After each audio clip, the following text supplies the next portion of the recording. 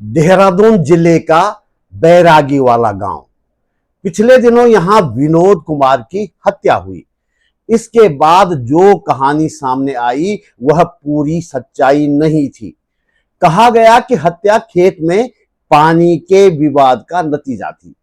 कुछ लोगों ने इसे सांप्रदायिक रंग देने की भी कोशिश की, लेकिन जब हम इस गांव पहुंचे और लोगों से बात की तो तस्वीर कुछ और ही दिखाई दी। न तो दोनों पक्षों के बीच पानी को लेकर कोई ऐसा विवाद था जैसा कि बताया गया, और न गांव में वैसी सांप्रदायिक दुश्मनी थी जिसका शोर मचाया गया। फिर आखिर किसने और क्यों इस दुखद घटना को नफरत की आग में झोंकने की कोशिश की? किसकी शह पर आरोपी के घर पर बुलडोजर चला? किसने घरों में आगजनी की? और इस पूरे घटनाक्रम से सबसे ज्यादा फायदा किसे हुआ? सबसे दिलचस्प बात यह है कि विनोद कुमार की मौत के बाद भी उनके परिवार के भीतर हमें सांप्रदायिक नफरत की रत्ती भर भी झलक नहीं मिली। फिर भी बैरागी वाला को तनाव और उन्माद की तरफ धकेलने की कोशिश क्यों हुई? इस वीडियो में हम आपको सीधे ग्राउंड जीरो पर ले चलेंगे। गांव के लोगों, पीड़ित परिवार और प्रत्यक्षदर्शियों से बातचीत के जरिए जानने की कोशिश करेंगे कि इस हत्या की असली वजह क्या थी और कौन थे वे नफरत के कारोबारी जो एक दुखद घटना को अपने राजनीतिक हितों के लिए इस्तेमाल करना चाहते थे। वीडियो अंत तक जरूर देखिए।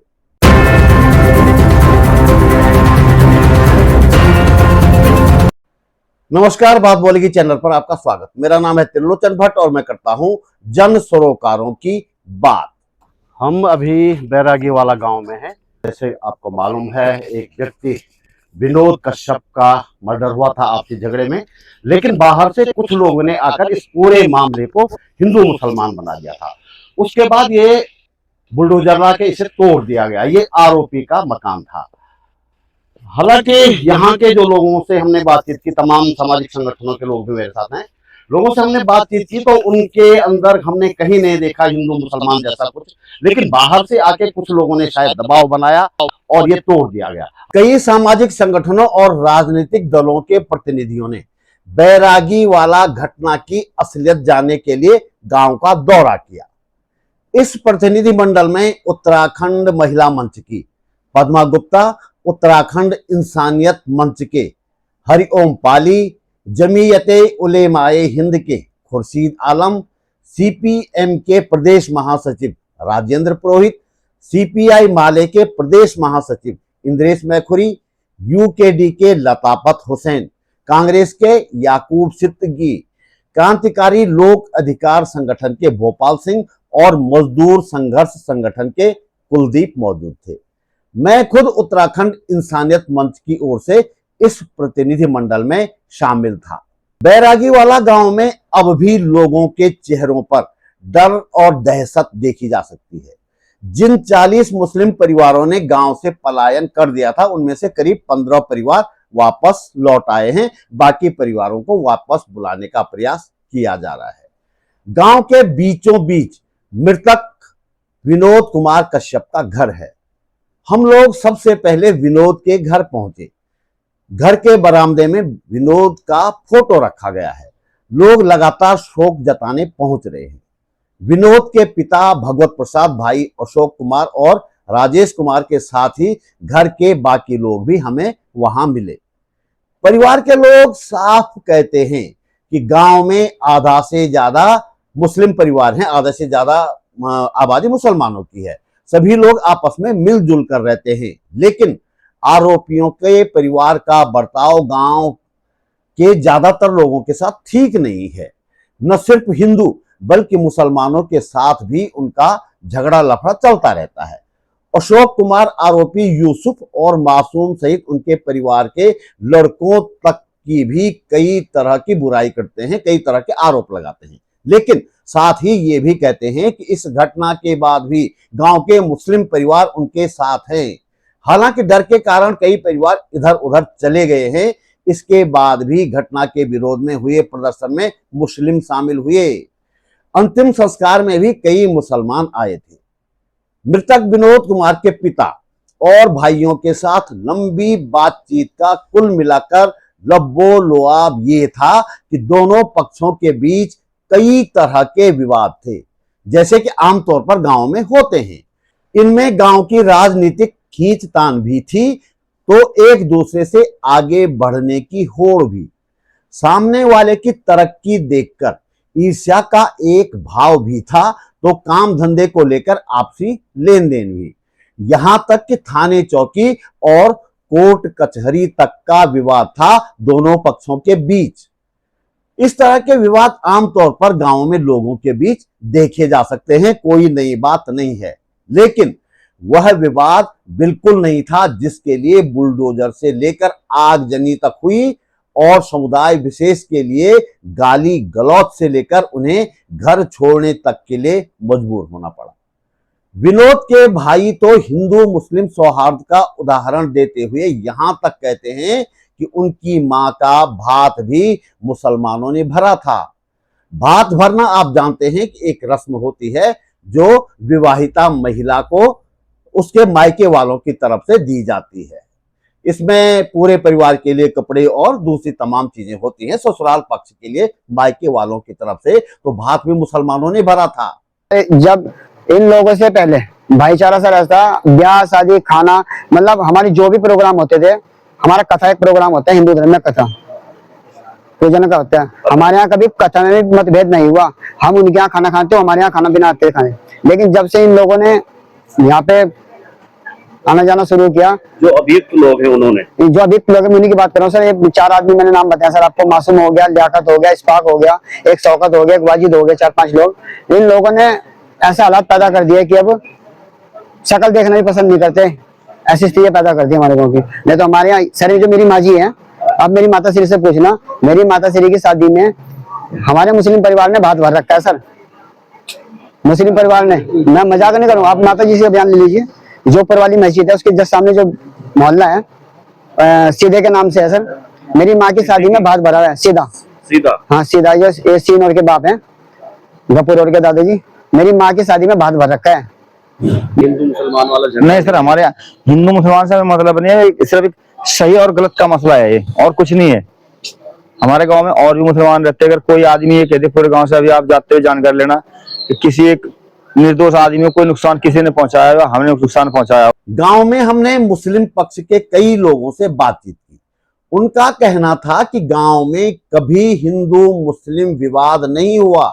विनोद कुमार की दुखद मौत के बाद भी गांव में ऐसा कोई माहौल नहीं था। लेकिन अचानक कुछ अज्ञात लोग गांव में पहुंचते हैं, मुसलमानों के लिए गंदी गालियां देते हुए जुलूस निकालते हैं। ये मुस्लिम समुदाय के लोग अफसोस जताते हैं कि गांव के हिंदू परिवारों के कुछ युवक भी इन गालीबाज बाहरी लोगों की टोली में शामिल हो गए थे। इन गालीबाजों ने लोगों के घरों में तोड़फोड़ की और चोरी चकारी तक की। एक परिवार के घर में घुसकर अलमारी भी तोड़ी, ऐसा आरोप मुस्लिम समुदाय की तरफ से आया है। हालांकि विनोद के परिवार ने कहा है कि ऐसा कुछ हुआ नहीं था। हम आरोपियों के उस घर पर भी गए जहां बुलडोजर चलाया गया था और आग लगा दी गई थी। सब कुछ तहस नहस कर दिया गया है। इंसान तो यहां से चले गए, लेकिन पालतू कुत्ते अब भी सहमे हुए इस घर में घूम रहे हैं। सवाल यह है कि क्या ये कुत्ते भी अपराध में शामिल थे? उस अपराध में तो फिर इन्हें किस बात की सजा दी गई है? चलो भाई वकील साहब, दो मोटरसाइकिल चलाइए, यहाँ ट्रैक्टर यहीं पे पड़ी है ना। हाँ मोटरसाइकिल, ट्रैक्टर तो वहाँ खेत है।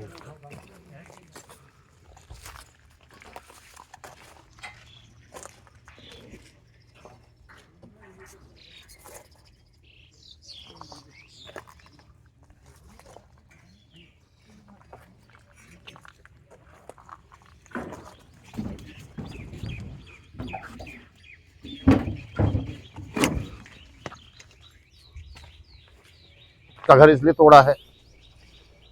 ऐसा है तुम मर्डर वाले का घर तोड़ रहे हो, मर्डर वाले को बच्चों कर रहे हैं। अरे मर्डर मैंने करा तो मुझे सजा दे रहे हो ना, मैं सजा की भुगत रही हूँ ना।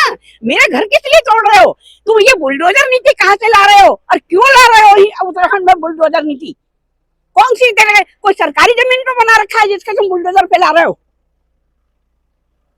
हमने कोई सरकारी जमीन पे नहीं बना रखा घर, हमारी अपनी जमीन है, मोल की जमीनें हैं हमारी। हम यहाँ के बासिंदे हैं, पुराने बासिंदे। हम, हमारा जन्म यही हुआ है। खुर्शीद आलम जी हमारे साथ हैं।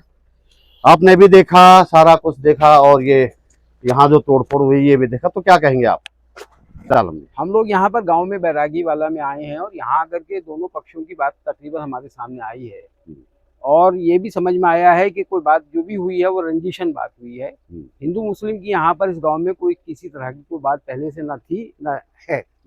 अब ये है कि ये जो इंसिडेंट हुआ है और ये बड़ा दुखद इंसिडेंट है कि एक आदमी की जान गई है। कश्यप जो परिवार के जो उनका बेटा है उसकी जान गई है, मगर इस हालात के अंदर अब इसके बाद क्या होता है? भाई जो लोग जिन्होंने उसके साथ में वाकई मार पिटाई की है और उसकी मृत्यु हुई है उनको सजा मिलनी चाहिए, उसमें कोई शक नहीं है। मगर उसके परिवार के लोगों का घर तोड़ दिया जाता है, बुलडोजर से तोड़ दिया जाता है, हिंदू मुस्लिम कर दिया जाता है सारे मामले को आकर के। और वो लोग आते हैं वहां से देहरादून से और बहुत सारी ऑर्गेनाइजेशन आ जाती है यहाँ पर, खासकर जो है आकर के उसके अंदर जो है तरह तरह के नारे लगाते हैं। तो ये जो हो रहा है अनकॉन्स्टिट्यूशनल काम है। पहली बात की जो विनोद कश्यप की हत्या हुई दुर्भाग्यपूर्ण है वो, और ये केवल दो लोगों का आपसी रंजिश के कारण, पानी के रंजिश के कारण, से पुराना भी रंजिश जो परिवार से बात करके सामने आएगी। लेकिन ये दुर्भाग्यपूर्ण है कि आपने जो तथाकथित हिंदूवादी संगठन, आपने इस पूरे मामले को जो दो पक्षों का लड़ाई थे वो हिंदू मुस्लिम कर दिया। और मैं बैरागी वाले गांव को बधाई देना चाहता हूं कि उन्होंने इस साजिश को नाकाम किया है। और पूरे अभी जो हमने बात करी, सब लोगों से बात करी, उन्होंने बेहतर सामंजस्य की बात करी उन्होंने। तो ये जो अचानक अब ये यही पता नहीं लग रहा कि ये किस आधार पर गिराया गया, क्यों गिराया गया, प्रशासन ने गिराया, उनके इशारे पे गिराया गया। तो ये अब तो न्यायालय भी कहता है, सुप्रीम कोर्ट भी कहता है, आप बिना नोटिस के, बिना चश्मे के, बिना कोई ऐसे नहीं करोगे। तो ये घटना दुर्भाग्यपूर्ण है और इसको जो प्रशासन की शुरुआती फेलियर है। क्या हम पीड़ित परिवार से भी मिले और ये जो जहां आगजनी हुई है इस दोनों परिवारों से हमारी बातचीत हुई है और इन दोनों बातचीत में ये लगता है जो माननीय उच्चतम न्यायालय की गाइडलाइंस है वो तमाम पूरे भारत में एक है।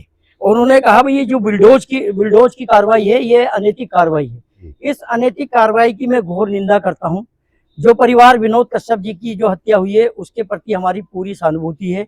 हम भी चाहते हैं और पूरा देश चाहता है कि वो जो घटना हुई है वो घटना एक मतलब बहुत अफसोसनाक घटना है। लेकिन उसके बरखिलाफ जो दूसरे बजरंग दल के लोग और दूसरे तीसरे लोग आकर इस तरह की कार्रवाई, आगजनी की कार्रवाई जो करते हैं, उन पर क्या कार्रवाई हुई? पुलिस ने 150 लोगों को अज्ञात के खिलाफ मुकदमा दर्ज किया। क्या पुलिस को ये नजर नहीं आ रहा है कि जो लोग वीडियो में आगजनी करते हुए दिखाई दे रहे हैं, क्या उनके चेहरे दिखाई नहीं दे रहे हैं? इसका मतलब ये लगता है कि पुलिस और प्रशासन और जो राज्य सरकार है वो एक वर्ग विशेष के खिलाफ कार्रवाई को अंजाम देना चाहती है। और मैंने देखा बीजेपी के आईटी सेल ने एक तरफ एक आदमी से अब्दुल से पूछा जा रहा है और उसके बाद मुख्यमंत्री हंसते हुए नजर आ रहे हैं। आप क्या नैरेटिव फैलाना चाहते हैं इस देश के अंदर? आप क्या चाहते हैं कि आप एक समाज को दबाकर और एक समाज के ऊपर बुलडोज की कार्रवाई करके आप सत्ता सुध पालोगे? ये गांव में हम लोग पक्ष और विपक्ष दोनों से मिले हैं। विपक्ष तो यहाँ पर है नहीं जिस पर आरोप लगा मासूम अली पे, लेकिन उसके घर पर तोड़फोड़ की गई है। एक्स्ट्रा जुडिशियल कार्रवाई जिसको बोल सकते हैं वह कार्रवाई की गई है। जो सजा है वो सजा जब फिर कोर्ट का फैसला आया तो उस हिसाब से होना चाहिए मर्डर का। और दूसरी तरफ हम जो भाई विनोद कश्यप जो मारा गया है उसके परिवार से मिले हैं, तो साफ साफ उनका कहना है कि वह मुस्लिम एंगल से इसको नहीं देखते हैं और इसको केवल जो रंजिश है उस रंजिश के बतौर इसको देख रहे हैं। और उनका कहना साफ है कि गांव में कोई भी हिंदू मुस्लिम का विवाद नहीं है और यह केवल और केवल जो है जो बाहर से लोग आए हुए हैं और खासकर जो भाजपाई लंपट या हिटलर की आत्मा जिनके भीतर घुस गई वो लोग आए हुए हैं, तो उनके द्वारा ये चीज़ें की गई हैं। और अभी भी हम जितने लोगों से मिले हैं माहौल शांत है और ये चीज़ें की गई हैं। तो ये बातें हैं जो हम लोगों को मतलब 3-4 बिंदु जिस पर हम लोगों को करना चाहिए। एक तो यह कि जो आरोपी है उसको जो एक्स्ट्रा जुडिशियल नहीं बल्कि जो सजा जो उसने आरोप जो चीज़ें की हैं उसने, जो मर्डर हुआ है, कानूनी कार्रवाई। हाँ, उस पर कानूनी कार्रवाई होनी चाहिए। और दूसरा ये कि जो लोग भागे यहाँ से, जो डर के मारे जो लोग चले गए हैं, उसमें से कुछ वापस आ गए हैं, तो जो लोग नहीं आए तो प्रशासन की जिम्मेदारी बनती है, उनमें भरोसा कायम किया जाए। तीसरा है कि जो पीड़ित पक्ष है, उस पीड़ित पक्ष को न्याय दिलाया जाए। यानी कि विनोद कश्यप की जो हत्या हुई उसके परिवार में, उनका आरोप है कि जो परिवार जिसने मर्डर किया है वो जो है भूमाफिया हैं, और लगातार उनके खिलाफ जो है कंप्लेन दर्ज की गई है, और लेकिन शासन प्रशासन ने उनके खिलाफ कोई कार्रवाई नहीं की इससे पहले। देखिए, पहली बात तो ये कि ये जो घटना हुई ये जघन्य है, निंदनीय है। जिस तरह से विनोद कुमार की हत्या हुई, पानी के लिए या किसी और चीज़ के लिए भी कम से कम खून नहीं बहाया जाना चाहिए। और इसलिए जो भी दोषी हैं, जो आरोपी हैं, उनके खिलाफ कठोर कानूनी कार्रवाई होनी चाहिए। इस बात में किसी का कोई दूसरा मत नहीं हो सकता है। हम परिजनों से मिले, विनोद कुमार के परिजनों से, बाकी तमाम प्रभावित लोगों से भी मिले, और ये बहुत साफ है कि जिस तरह से इस पूरे घटनाक्रम को जो मोड़ देने की कोशिश की गई, जिसकी अगुवाई इस राज्य के मुख्यमंत्री ने की, और उसके बाद जो सांप्रदायिक उन्मादी संगठन है उन्होंने की, जिस तरह से इसको दो धर्मों के बीच का झगड़ा बताने की कोशिश की गई, ऐसा तो जिस परिवार ने अपना बेटा खोया है वो भी नहीं मानता है कि ये कोई दो धर्मों का विवाद है। निश्चित रूप में इस तरह की घटनाओं को ऐसा मोड़ देने की जो भी कोशिश है वो निंदनीय है।